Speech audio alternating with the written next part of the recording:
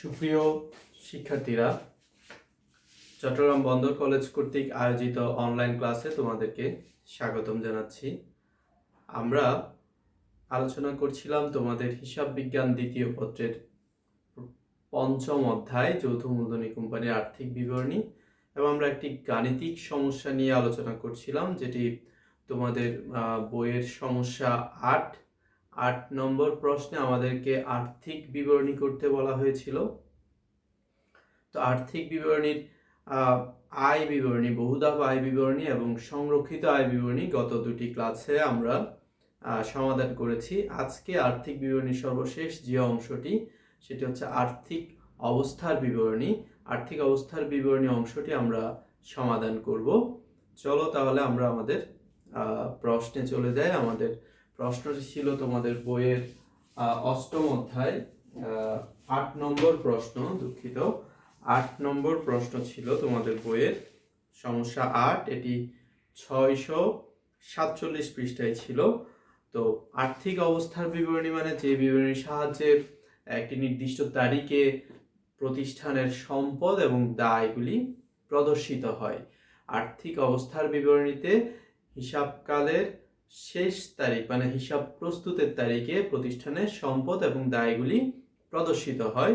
1994 সালের যে কোম্পানি আইন, যেহেতু যৌথ মূলধনী কোম্পানি 1994 সালের কোম্পানি আইন অনুসারে পরিচালিত হয়, সেহেতু 1994 সালের কোম্পানি আইনে আর্থিক অবস্থার বিবরণী অথবা উদ্বর্তপত্র কিভাবে প্রস্তুত করতে হবে তার একটি গাইডলাইন দেয়া আছে, নির্দেশিকা দেয়া আছে। সেই নির্দেশিকা মতে আমাদেরকে আর্থিক অবস্থার বিবরণী অথবা উদ্বর্তপত্র প্রস্তুত করতে হবে।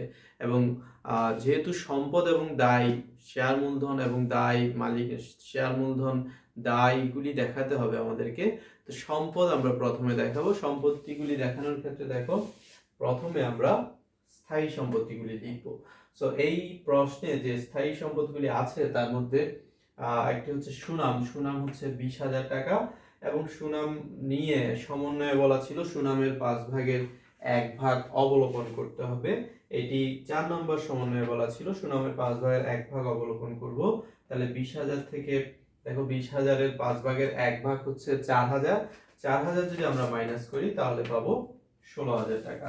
এরপরে স্থায়ী সম্পত্তি আছে আসবাবপত্র। আসবাবপত্র নিয়ে বলা ছিল যে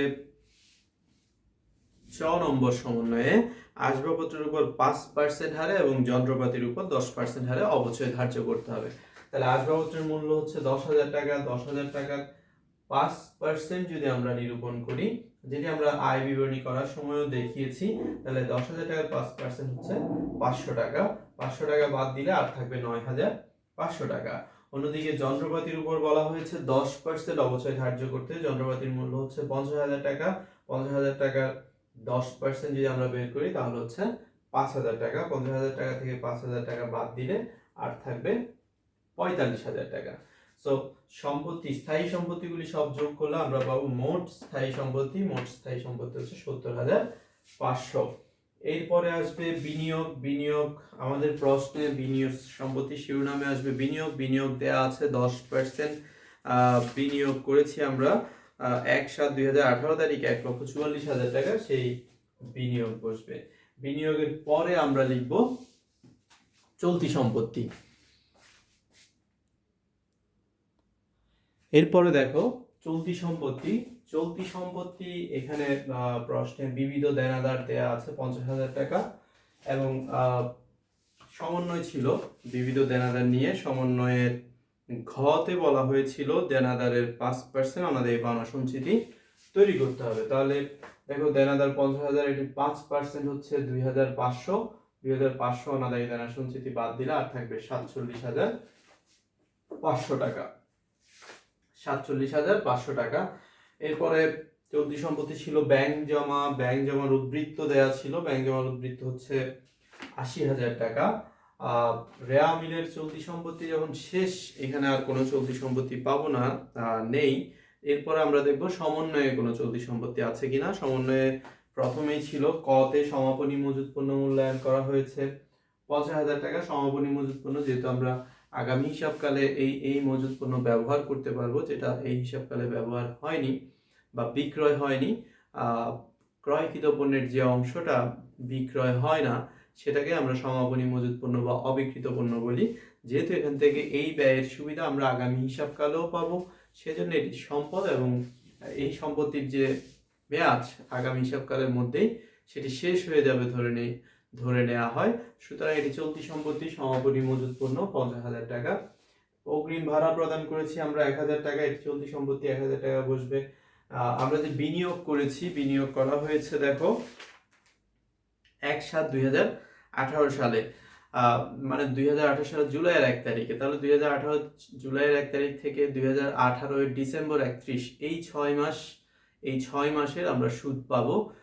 এই যে আমরা সুদটা পাবো, এখনো পাইনি, এটি আমরা আগামী হিসাবকালে পাবো। এটি আমাদের সম্পদ, যা ভবিষ্যতে পাওয়া যাবে সেটি সম্পদ, যেহেতু আগামী এক হিসাবকালের মধ্যে আমরা এটি পেয়ে যাব, এটি চলতি সম্পদ। সুতরাং বিনিয়োগের বকেয়া সুদ হচ্ছে 7,200।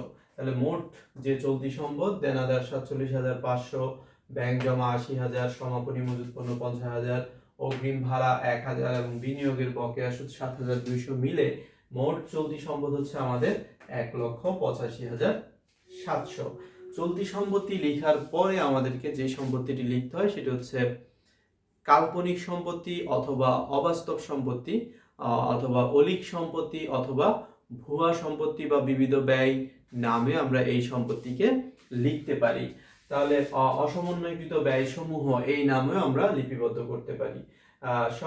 সবগুলি একই কথা, কাল্পনিক সম্পত্তি, অবাস্তব সম্পত্তি, ভুয়া সম্পত্তি, অলীক সম্পত্তি, অসমন্বয়কৃত ব্যয় বা বিবিধ ব্যয় সবগুলা একই কথা। সো এই ধরনের কাল্পনিক সম্পত্তি আছে আমাদের এখানে, যেমন ঋণপত্রের অবহার, এটি কাল্পনিক সম্পত্তি। তোমরা সকলে জানো ঋণপত্রের অবহার হচ্ছে 10,000। তাহলে কোনগুলি কাল্পনিক সম্পত্তি, এটি আমাদের ক্ষেত্রে চিনতে যদি সমস্যা হয় তাহলে তোমাদের যে আর্থিক অবস্থার বিবরণী যে নমুনা দেয়া আছে,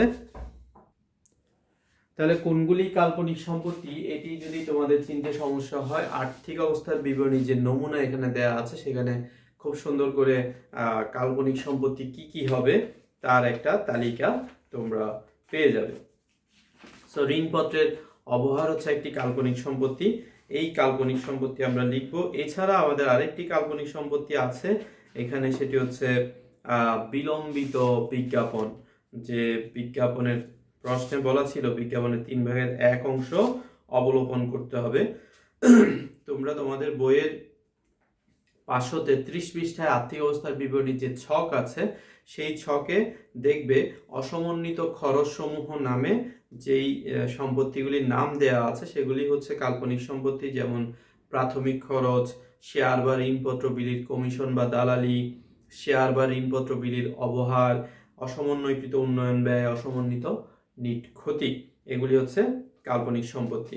সো কাল্পনিক সম্পত্তি লিখতে হবে। কাল্পনিক সম্পত্তির মধ্যে ঋণপত্রের অবহার আছে, বিলম্বিত বিজ্ঞাপন, এটি নমুনা যে আর্থিক অবস্থার বিবরণী দেওয়া আছে সেখানে বলা নেই, কিন্তু বিলম্বিত বিজ্ঞাপনও একটি কাল্পনিক সম্পত্তি। কাল্পনিক সম্পত্তি মোট হচ্ছে 14,000 এবং সবগুলি সম্পত্তি যদি আমরা যোগ করি, আমাদের স্থায়ী সম্পত্তি ছিল 70,500, বিনিয়োগ হচ্ছে 1,44,000 টাকা, তারপর হচ্ছে মোট চলতি সম্পত্তি হচ্ছে 1,85,700 এবং অসমন্বয়কৃত ব্যয় হচ্ছে 14,000, সব মিলিয়ে মোট সম্পদ হচ্ছে 4,14,200।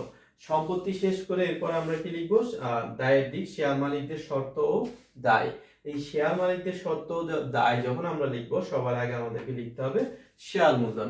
এখন তোমরা সকলেই জানো শেয়ার মূলধনের যে শ্রেণী বিভাগ আছে তার মধ্যে প্রথম যে ভাগ সেটিকে আমরা বলি অনুমোদিত মূলধন।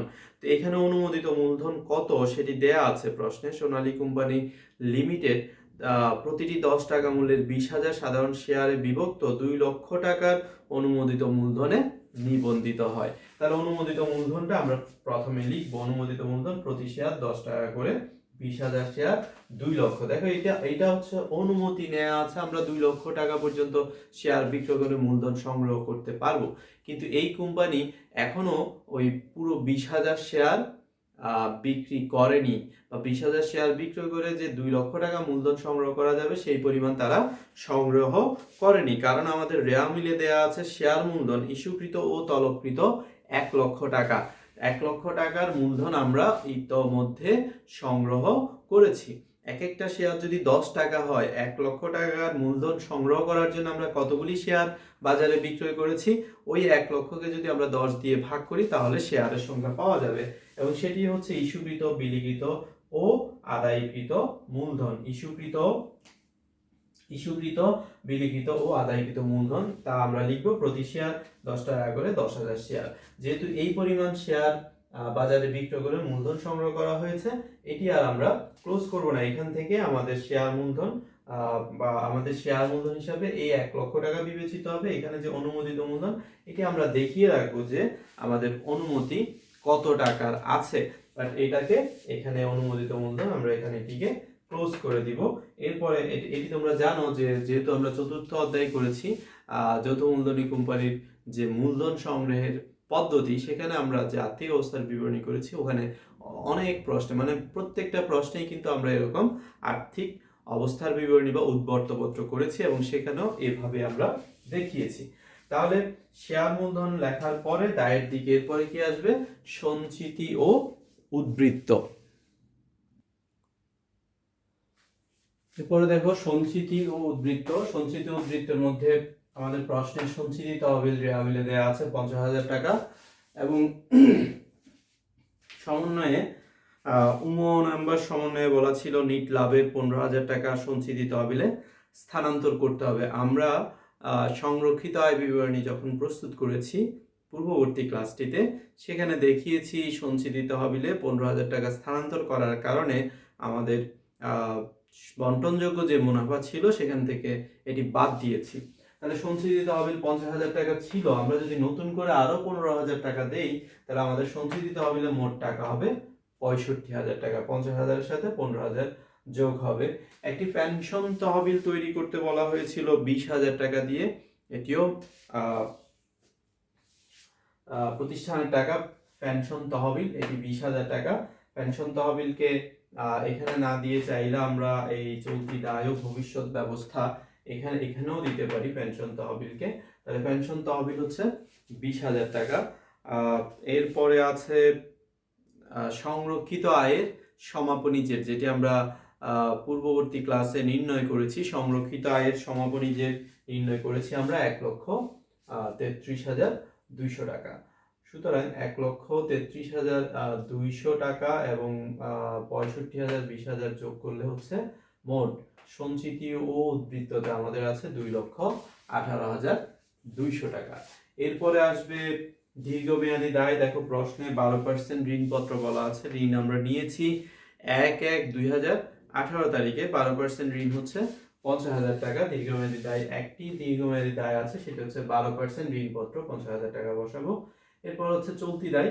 চলতি দায় ও ভবিষ্যৎ ব্যবস্থা নামে লিখতে পারি। চলতি দায় ও ভবিষ্যৎ ব্যবস্থা, সেখানে প্রশ্নে যে রেওয়ামিল আমাদেরকে দেয়া আছে সেখানে বিবিধ পাওনাদার আছে 25,000 টাকা। রেওয়ামিল আর কোনো চলতি দায় নেই। এরপরে সমন্বয়ে খতে বলা ছিল বকেয়া বেতন। বেতন বকেয়া আছে 5,000 টাকা। বকেয়া বেতন চলতি দায়, এটি আমরা সবাই জানি। ঋণের বকেয়া সুদ। দেখো আমরা ঋণ নিয়েছি কখন? 1/1/2018 তারিখে, মানে হিসাবকালের একদম শুরুতেই বা শুরুতে ছিল আমাদের ঋণ 50,000 টাকা। তো 50,000 টাকা যেহেতু পুরো 1 বছর এই ঋণ আমরা ব্যবহার করেছি, 1 বছরের সুদ আমাদেরকে প্রদান করতে হবে, কিন্তু সুদ প্রদান করেছি এই ধরনের কোনো তথ্য রেওয়ামিলে ছিল না। সুতরাং সুদ বকেয়া আছে, এবং বকেয়া খরচ হচ্ছে দায়। চলতি দায় ঋণের বকেয়া সুদ বসবে 6,000 টাকা। এরপরে নাম্বার সমন্বয়ে বলা ছিল 10% লভ্যাংশ ঘোষণা করতে হবে। আমরা ঘোষণা করেছি, যেটিকে আমরা প্রস্তাবিত লভ্যাংশ নামে সংরক্ষিত আয় বিবরণী প্রস্তুত করার সময় বাদ দিয়েছি, এবং এই প্রস্তাবিত লভ্যাংশ এখনো কিন্তু পরিশোধ করা হয়নি, এটি পরিশোধ করতে হবে। সুতরাং যেহেতু এটি পরিশোধ করতে হবে এবং সেটি সাধারণত পরবর্তী হিসাবকালেই দিয়ে দেওয়া হয়, যে হিসাবকালে ঘোষণা করা হয় তার পরবর্তী হিসাবকালে পরিশোধ করে দেওয়া হয়, সুতরাং এটি চলতি দায়। যেহেতু আগামী এক হিসাবকালের মধ্যে এটি পরিশোধ করে দেওয়া হবে। প্রস্তাবিত লভ্যাংশ 10,000। সো মোট দায়, মোট যে চলতি দায় তার পরিমাণ হচ্ছে তাহলে 46,000 টাকা। 25,000 টাকা, 5,000, 30,000, 30, 6 হচ্ছে 36,000, 36,000 আর 10,000 যোগ করলে হচ্ছে 46,000 টাকা। এবং দেখো মোট যে শেয়ার হোল্ডারদের সত্ত্ব ও দায় সব মিলিয়ে 4,14,200 টাকা।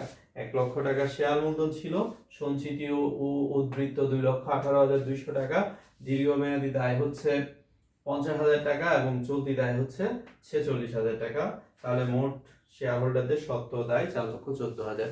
যদি 4,14,200 টাকা যদি আমরা আর্থিক অবস্থার বিবরণী অথবা উদ্বর্তপত্র সঠিকভাবে করতে পারি বা কোথাও যদি কোনো ভুল না হয়, তাহলে আমাদের ওই যে মোট সম্পত্তি যা হয় শেয়ার হোল্ডারদের মোট সত্ত্ব এবং দায়ও তাই হবে, যদি আমরা কোথাও কোনো ভুল না করি। সো এই ক্লাসের মাধ্যমে আমাদের এই 8 নম্বর সমস্যা যেটি আমরা শুরু করেছিলাম সেটি শেষ হচ্ছে। এটি একটি মডেল প্রশ্নের মতো যে এই অধ্যায়ে আমাদেরকে কি কি কাজ করতে হবে। আর্থিক অবস্থার বিবরণী বা উদ্বর্তপত্র প্রস্তুত করতে হবে, সংরক্ষিত আয় বিবরণী প্রস্তুত করতে হবে এবং বিশদ আয় বিবরণী বা বহুধাপ আয় বিবরণী আমরা প্রস্তুত করব। পরবর্তী যে ক্লাসগুলি আমরা এই অধ্যায়ের উপর করব, আমি তোমাদের বিশেষত কোনো যে প্রশ্নগুলি সলভ করব সেগুলিতে কোনটা কোথায় বসবে সেই তথ্যগুলি দিয়ে দিব। তোমরা ওই তথ্যের ভিত্তিতে বা কিভাবে সমাধান করতে হবে সেটি আলোচনা করে দিব এবং ওই আলোচনার ভিত্তিতে তোমরা ওই প্রশ্নগুলি সলভ করবে এবং একই সাথে আমি কতগুলি প্রশ্ন তোমাদের করতে দিব বাসায়, তোমরা চেষ্টা করবে এবং যদি করতে না পারো বা কোনো জায়গায় যদি কোনো সমস্যা হয় সেটি আমার সাথে যোগাযোগ করে জেনে নিতে পারবে যদি তোমাদের আগ্রহ থাকে। সো আজকের ক্লাস আমরা এখানে শেষ করব। তোমরা ভালো থাকবে, সুস্থ থাকবে এই প্রত্যাশা রেখে শেষ করছি। আল্লাহ হাফেজ।